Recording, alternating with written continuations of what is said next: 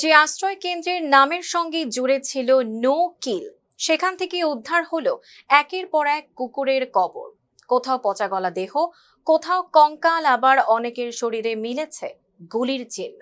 উত্তর ক্যালিফোর্নিয়ার একটি পশু আশ্রয় কেন্দ্র ঘিরে এমন ভয়াবহ তথ্য প্রকাশ্যে আসতেই শুরু হয়েছে ব্যাপক চাঞ্চল্য।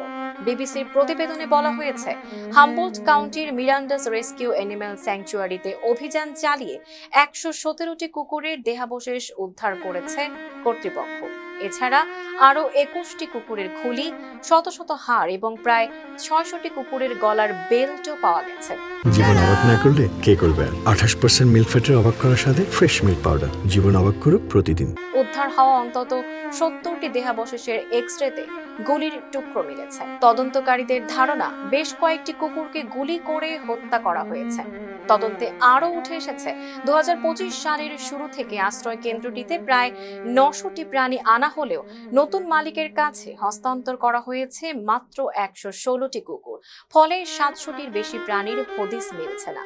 এ ঘটনায় সম্ভাব্য জালিয়াতি ও পশু নির্যাতনের অভিযোগে তদন্ত চলমান।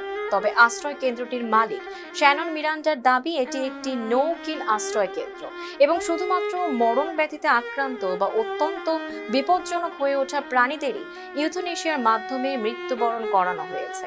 তবে জায়গা খালি করার জন্য কোনো প্রাণীকে হত্যা করা হয়েছে এ তথ্য সঠিক নয়। Tanjiba Nowrin, face the people.